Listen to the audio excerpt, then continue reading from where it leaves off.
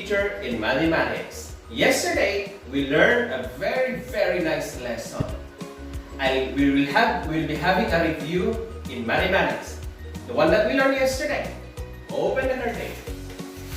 Okay, using your screen, you'll be reading this one.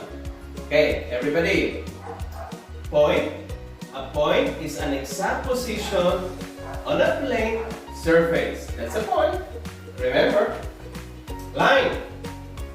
Yan ang tsura. A line is a set of points in a straight path that extends in all opposite directions without ending. Line segment. A line segment is a part of a line between two endpoints. Array. Array is a part of a line that has one endpoint and extend in one direction without ending. So that was our lesson yesterday. A point, a line segment, and array. Okay, today we will be having another good lesson in mathematics. Call your parents, your brothers and sisters. Pwede mo rin tawagin si Lolo at Lola. Para lahat sama-sama mag-aaral tayo ngayon ng mathematics. The first activity, I'll be showing you 3 videos na maganda. Look at the video. Huwag kukurap ang mata. Focus.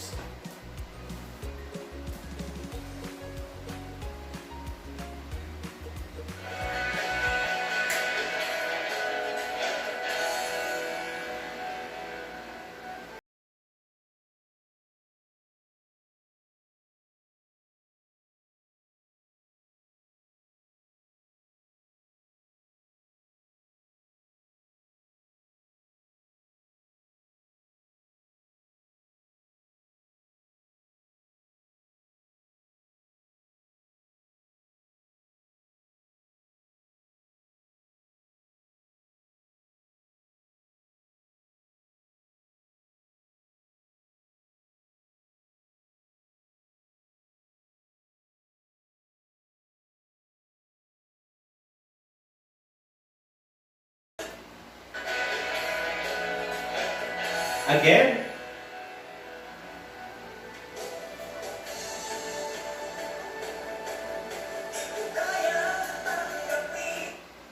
Okay.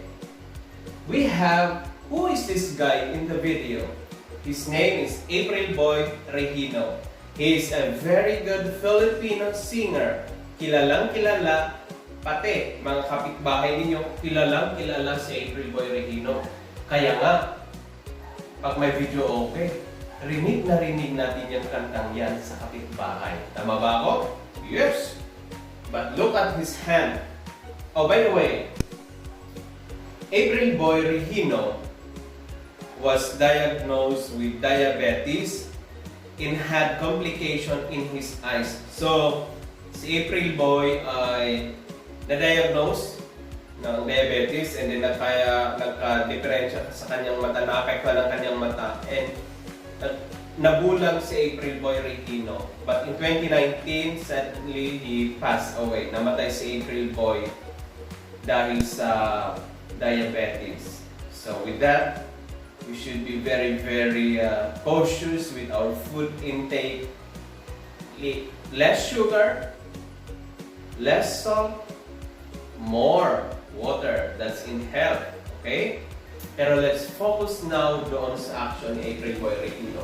What kind of symbol are you're seeing in front of you? Sa ating TV, ano nakikita ninyo? Sign of letter X. Remember that, ha? Di ko kaya ang tanggapin. Another video. Remember?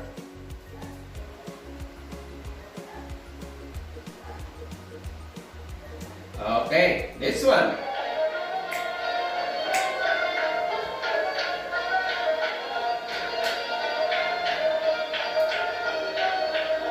Tingnan niyo ang kawayan. Tingnan niyo ang kawayan. Look at the bamboo.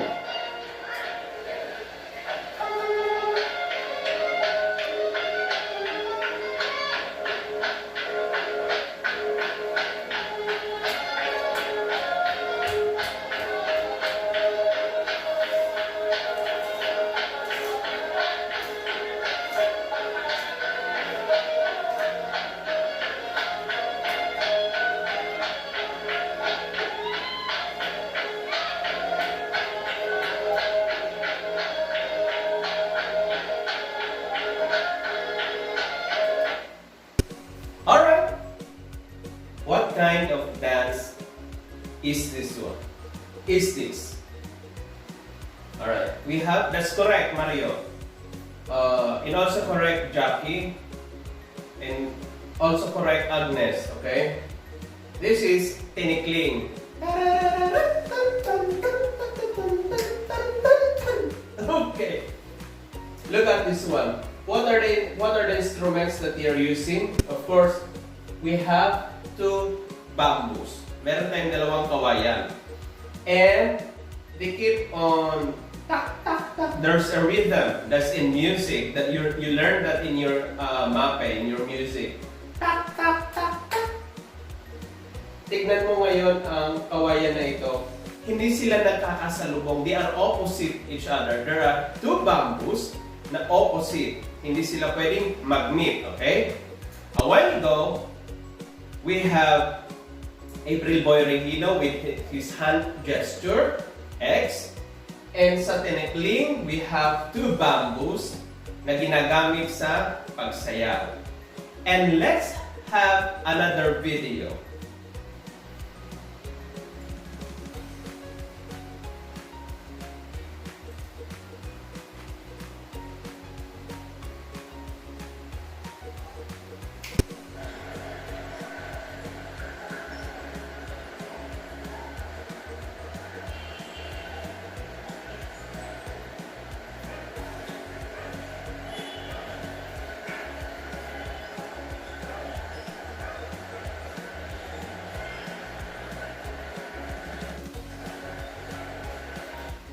Alright, what can you see in this video? We have the Magellan's Cross, okay? We have Magellan's Cross in Cebu City. Nakikita natin yan sa Cebu City. Tingnan natin dito sa larawang ito. Did you know that in March 1521 ay aksidenteng pumunta dito sa Pilipinas si Ferdinand Magellan. Alright. If we are going to find out 1521, that is exactly 500 years ago nang dumating sa Pilipinas si Ferdinand Magellan. Why did Ferdinand Magellan came to the Philippines? In reality, hindi lang siya pumunta dito accidentally na napadpad si Ferdinand Magellan in 1521 sa Pilipinas. I'll give you a short story about Ferdinand Magellan. During that time, in 1500s, Spain and Portugal are two strong nations. We have Portugal, taga-Portugal si Ferdinand Magellan. And then Spain, kalaban niya ang Portugal. Magkatabing bansa. Ngayon, there was a problem in Europe. Wherein maraming nabubulok na pagkain. Wala silang preservatives. There's no such as refrigerator that we have today. Nabubulok ang mga pagkain nila. And then, there is a search for a spice island. Kasi kung meron kang mga ganyan spices sa food, ibig sabihin, mas angat ka sa lipunan. Nagkaroon ngayon ng rivalry ang Portugal and Spain. Nang punta si Ferdinand Magellan sa king ng Portugal, hindi siya pinagbigyan na maglalayag, hahanap ng ibang maghahanap ng route para mahanap ang Spice Island. Ngayon, nagtampo siya, pumunta siya sa King of Spain. Pumunta siya sa King of Spain and then pinayagan siya. Now, dumaan ngayon sila sa ibang daanan. Dumaan sila papuntang Atlantic Ocean, di cross over Atlantic Ocean, pumunta sila sa Cuba, and then pumunta pa sila sa Pacific Ocean na napakahaba, the widest ocean in the world, the Pacific Ocean. Ilang buwan sila na naglayag sa Pacific Ocean, and most of them were very, very, very hungry. Maraming nagutom, maraming namatay, maraming dahil sa sakit. And then until such time that in March 1521, aksidente silang napadpad sa Pilipinas, sa Visayas. Wala pang tawag na Pilipinas noon. Hindi pa tinatawag ng Philippines. Okay, to cut it short, in 1521, Magellan accidentally went to the islands of Visayas. Okay? So from there, ni-spread nila ang Christianity, nakipagkaibigan sila sa Daco, and then afterwards, doon na lumaganap until the Battle of Mactan, kung saan namatay si Ferdinand E. Magellan. But, in relation to mathematics, look at the cross. Look at the symbol. The cross is a straight line, two straight lines, one pababa, and then across. It's perfect. It's perfect. That's we were able to relate the cross of Magellan to our topic today. So let's have a review again, huh? The first one, X, and then the second one we have, what was the second one? The two bamboos, and the third one we have cross of Magellan. With that, what do you think is our lesson for today? Yesterday we had a good discussion. Ano kaya masasabi natin sa topic natin ngayon? Mark. Iwan mo yung ano mo. Yung sa tawag dyan, sound. Okay? Alright, yes. Okay, yes. Our topic for today is about parallel lines, perpendicular lines, intersecting lines. Those three lines. The April Boy Regino, the bamboo, and then the cross. Alright. Para ma-exercise tayo, I'll be showing you pictures again to further give you an idea on what is all about these three lines. Okay. Okay. The first picture. Oh yes, Christy. Oh. Alright, correct. Very good. So may mga bata na naka-line formation. We usually do this during last school year when we had face-to-face class. Every Monday natin itong ginagawa. And then, bakit kaya sila nakatayo? Okay, let's relate that to Araling Panlipunan. Yes, very good, Agnes. Very good, Agnes. We have showing respect to our Philippine flag, and then panunumpa sa watawatang Pilipinas, and then singing. We also have singing of pambansang awit. Correct. Kaya sila nakatayo ng straight lines. Okay. Magkakagulo-gulo ba yung linya? Hindi po. Very good. Dire-diretsong linya lang yon. Okay. The same with the bamboo that we watched a while ago sa Tinikling. Another.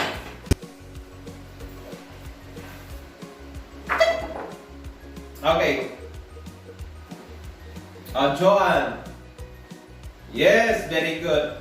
We have entry and then exit. Sa entry at saka exit, we usually see this one. Very good. Sa mga malls, sa mga sari-sari stores, pwede ba? Pwede rin. Pwede rin siguro. Sa Pure Mart, nakikita nyo dyan sa kanto, sa Pure Mart. 7-Eleven, nakikita rin natin ito. At saka sa mga daanan natin dyan sa school. You remember, when we had our face-to-face class, meron tayong entrance, meron tayong exit. Why? Para hindi magkasalubong, para hindi magkaroon ng accident. Okay? Following directions. 2 opposite lines. Okay? Ano kaya ito? Parallel, perpendicular. Another. Okay. A police officer, a traffic police officer. Anong ginagawa ng traffic officer, police officer? Nagmamando siya. Siguro sabi niya, yan, diretsyo. And did you know that our police officers are also frontliners? Sila lagi yung sinasabak natin kapag nagkakaroon ng checkpoint. Tulad ngayon na nagkakaroon na nasa ECQ na tayo. Okay?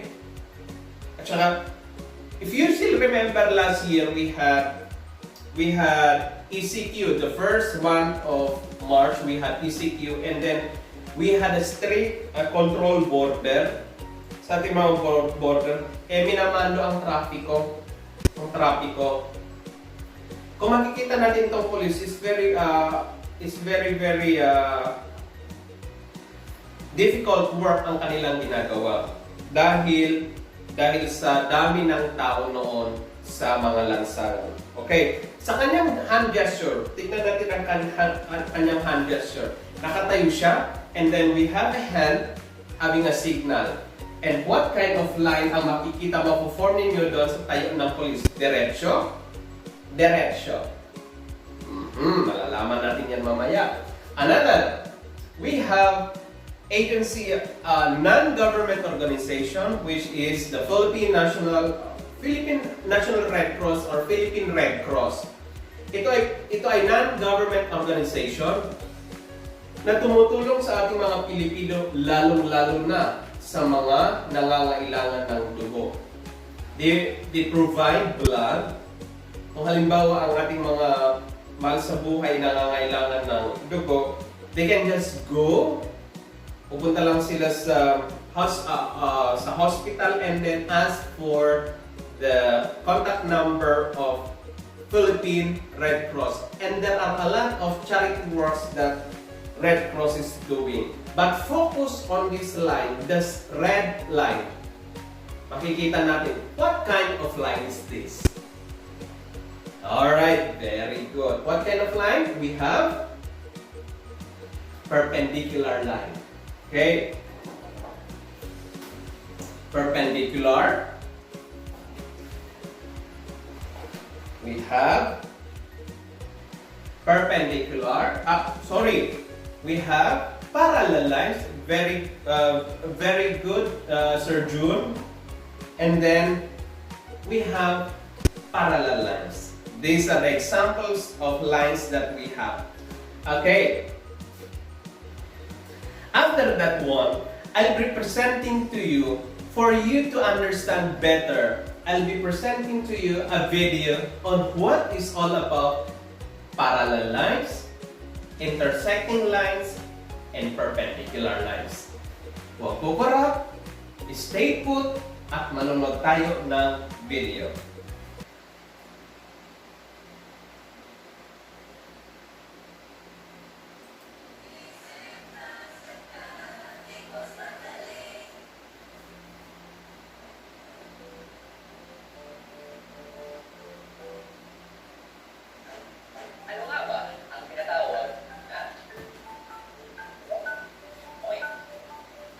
A point is an exact location in space. Kung ang point ay tutok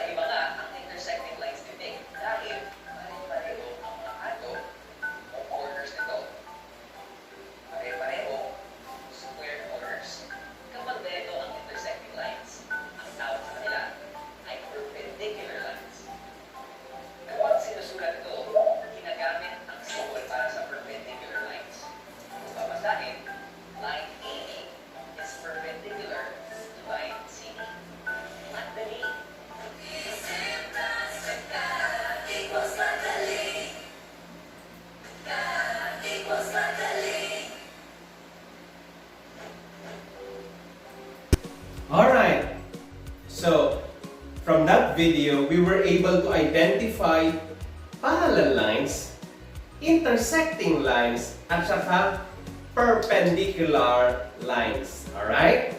So, ulitin natin. Ang parallel lines, these are lines that do not meet each other. While intersecting line, we have intersecting line na nagkakaroon ng point at the middle, pero hindi sila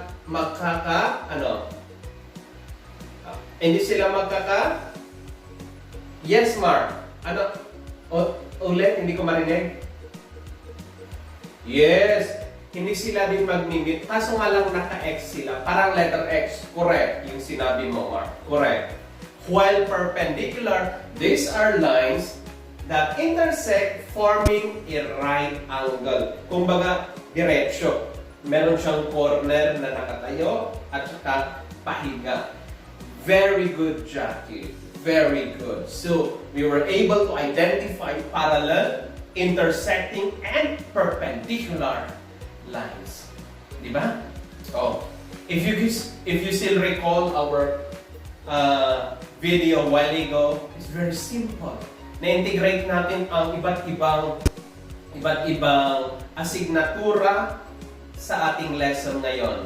Perpendicular sa sayaw, sa kanta ni April Boy Regino, na-integrate din natin ang health. How to take good care, especially during this pandemic. Kailangan natin nakamask lagi, nakahugas kamay, at social distancing. Alright? Okay. We will have our group activity. So kahit nasa bahay kayo, we will be having still group activity. The same group that you had yesterday, that we had yesterday. And still remember, nakakalimutan nyo na ba yung ating rubric pagka meron tayong group activity? Very good, Raquel. Hindi pa niya nakakalimutan ang ating rubrics sa pagkakaroon ng group activity sa loob ng bahay. Okay, very good. Sabihin mo sa akin, sino ba yung naka-online dyan? Oh, si Jasmine. Oh, Jasmine. Oh, i-unmute mo. Yes. Yan. Okay? Okay, very good, Jasmine. Very well said doon sa rubrics when we have group activity at home. Okay, listen carefully. I'm going to read the instruction. The same group, The same group pa din. We have blue group, the red group, and the yellow group. Mag-usap na kayo kung sino kasama ni tatay, sino kasama ni nanay, sino kasama ni lolo, sino kasama ni lola. That's a group activity, okay? Listen up. Blue group. Describe and illustrate parallel, intersecting, and perpendicular lines by giving proper objectives or proper describing words. Use the materials provided na makikita sa bahay. Okay, you can use the back portion of your calendar. I'll give you example.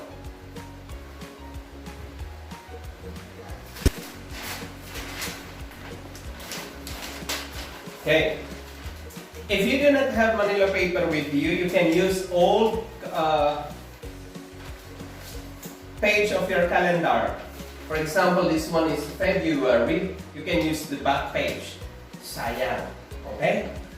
Lalong-lalo na ngayon, let's integrate EPP, pagiging masinop at thrifty. Okay? Hindi lahat ng bagay na meron tayo ay sinasayang. Napag-aaralan ninyo yan sa inyong EPP. That's why we have to recycle materials, especially that you learn in science that recycling is very, very much needed, especially today na pandemya. Okay? Very good. Well said, Elaine. Okay, that's the blue group. Red group.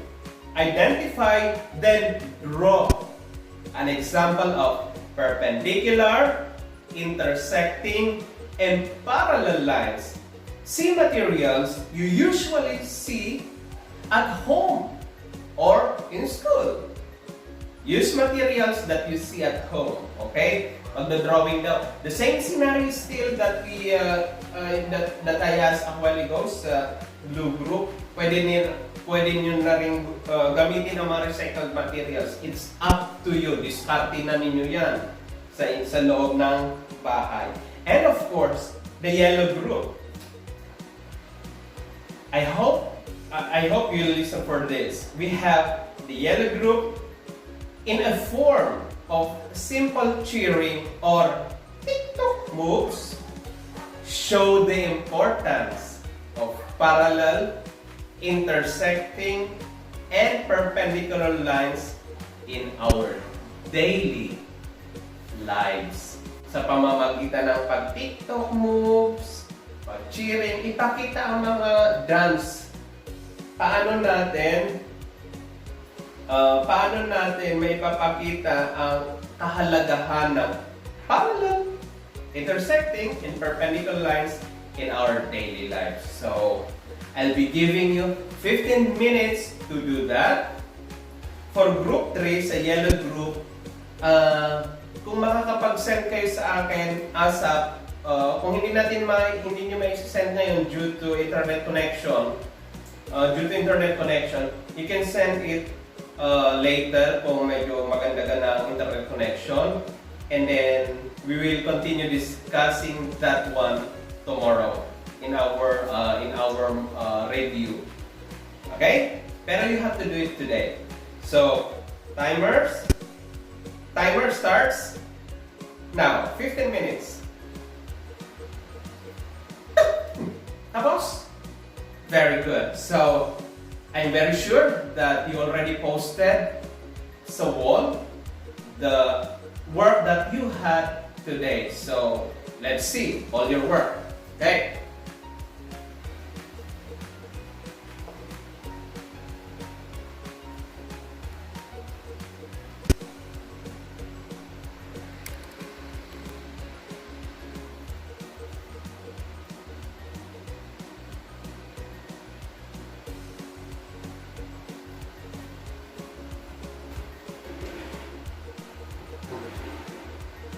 Alright, the work of the first group, we have the symbol, the line, and the description.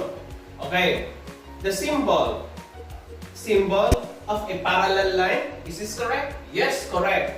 And then the description or the meaning. A parallel line are lines that will never meet, correct? Dire-diretso siya, hindi siya pwedeng magkasalubong, hindi siya pwedeng mag-crossover. That's a parallel line. A parallel lines are lines that will never meet. Dire-diretso lang siya, para siya bang wire ng kuryente ng Meralco sa labas. O, tignan nyo dyan sa labas. Okay, we also have intersecting lines. Intersecting lines that meet at a point. Very good, Aida. Intersecting lines are lines that meet at a point. Ang galing ng drawing mo, Aida. Believe talaga ako sa iyo. Very good.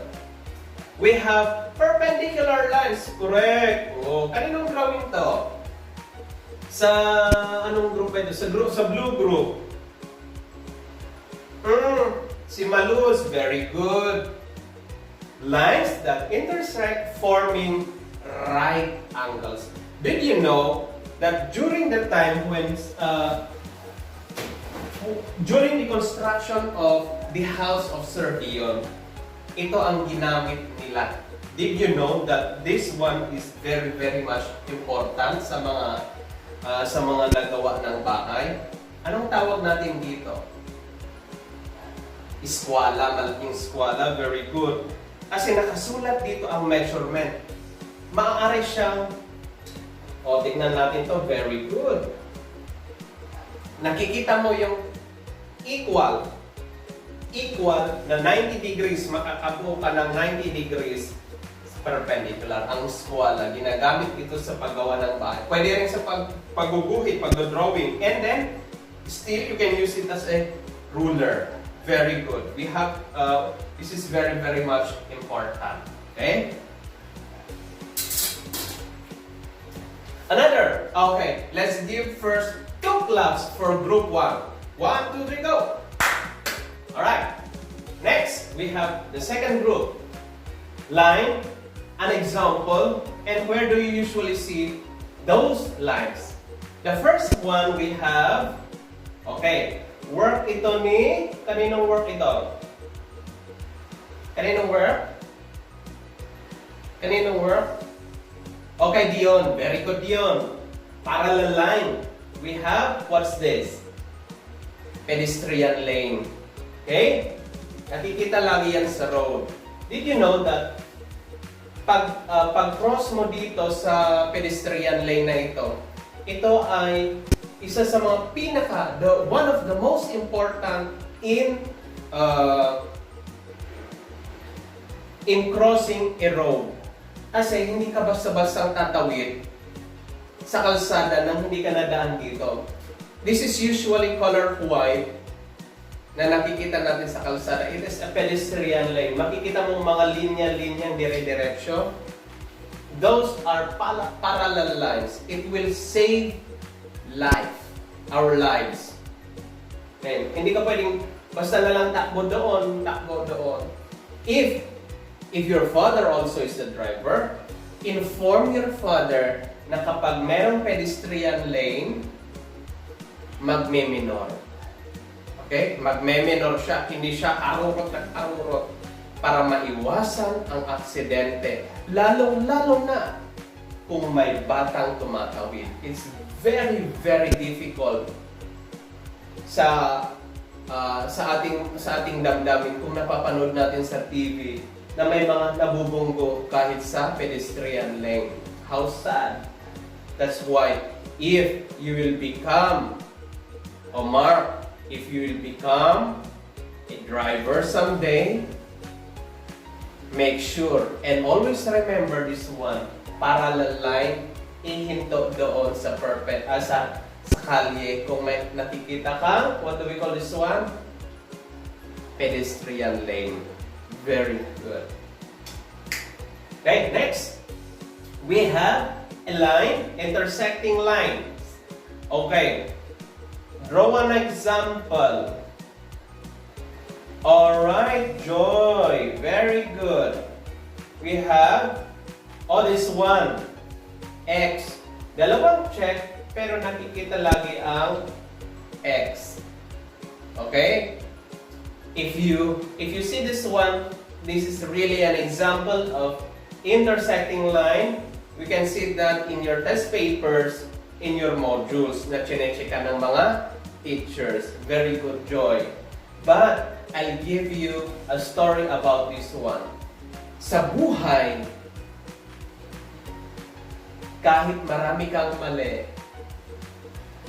ang tama pa din ang binibilang. Kaya kung ikaw ay nag-mistake, huwag kang malulungkot, and improve it until magkaroon ka na ng maraming check. Kasi hindi rin na mabibilangin ang mali. Always the check ang binibilang. Alright? Very good. Perpendicular line. Okay, a clock. Siguro wall clock ito. Tama ba ako dito? Elaine, tama ba? Yes, it's a wall clock. And if you are going to integrate the time, we have 3 o'clock. Am I correct? Yes, I am correct. Walls at home and in school. Makikita natin sa pader ng ating bahay, orasan. You know, every second counts. Every second counts. Kaya nga, always be happy. Kasi hindi na maibabalik yung hindi na maibabalik yung dating oras. Yung oras kahapon, yung nangyari kahapon, hindi na yun maibabalik. Kaya always be happy at mag-aral. Kasi pag lumipas na ang maraming panahon, hindi ka na mag-aaral, sayang naman. Habang may pagkakataon, Mag-aral, mag-aral. Learn and learn and learn. That's one of the best inheritance, mana na makukuha natin sa ating mga magulang, ang pag-aaral. Huwag sayangin ang oras, mag-aral ng mag-aral. Sagutan ang mga module, mag-recite, very good. At saka huwag kakalimutan, hindi nasasayang ang oras. You have to work. Hindi lahat ng pagkakataon ay play sa labas. Bawal lalabas, ang grade 4 ha, bawal lalabas.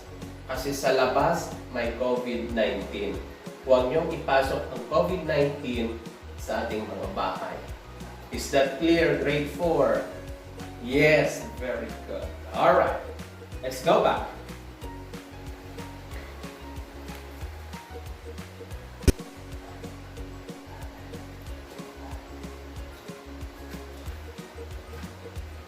For the yellow group, since we have failure of internet connection, medyo mahina, tama, nag-ano din sa akin eh. I-send nyo sa akin, and then let's discuss that tomorrow, first hour in the morning. Is it okay? Yes. So, let's congratulate still the three groups, the blue group, red group, and yellow group. Bakit blue, red, yellow? And white, kasi kulang kayo eh.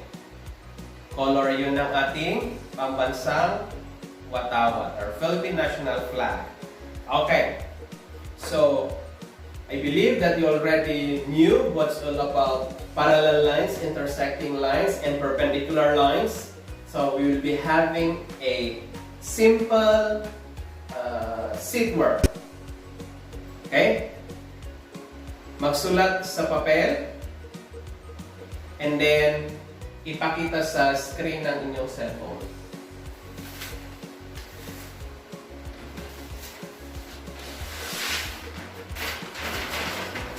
Alright, the first one, classify whether pairs of lines are parallel, perpendicular, and intersecting. Nakikita sa inyong monitor? We have number 1. Okay, write it down. Number 2. Write it down. 3.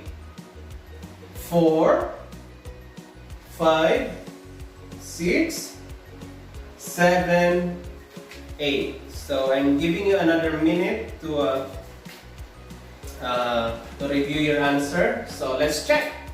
Okay, number 1. This is intersecting line, correct? Number 2. Perpendicular line, very good. Number 3, intersecting line, parallel lines, perpendicular lines, parallel lines, intersecting line, and then the last number we have, perpendicular line. Okay, patingin na ng score, patingin. Wow, very good. 8, 8. Patingin, itaas mo pa. Yan, 8. Very good. So, bigyan natin ang ating sarili ng tigta-tatlong clap. 1, 2, 3. Very good. Okay. Okay, another. Sabihin niyo sa akin kung ito ay perpendicular, intersecting, and parallel. We have letters of the alphabet. Capital letter H. Very good. It's a perpendicular line. Capital letter X. Yes, very obvious. Is intersecting line. Checkered T-shirt. T-shirt, ha? T-shirt, yung checkered T-shirt. We have perpendicular. 3 o'clock. The same example na binigay kanina ni kanino yon? Kay Elaine ba? Or kay Aida? Okay, very good. It's perpendicular line. Corner of a blackboard. Corner. Assuming ito ay blackboard o corner daw, ano yan? They are forming a 90 degrees angle, a square angle. We have. Alright, very good, Sir Jun. Is a perpendicular lines. So, In your assignment will be on page 207 of your math book. Tignan ninyo ha sa math book. Oh, meron pa ba kayong math book dyan? Okay, very good. Kasi, remember, kung ipinahiram sa inyo ang math book, dapat ibabalik nyo rin kay Sir yan ng maayos. Okay? So, with that, let's go back again. Parallel lines. Parallel lines are lines that will never meet. We also have your work. We have intersecting lines. Lines that meet at a point, doon sa gitna. And then perpendicular lines, very good. Lines that intersect forming right angles. So again, congratulations grade 4. Continue to learn in mathematics. See you tomorrow.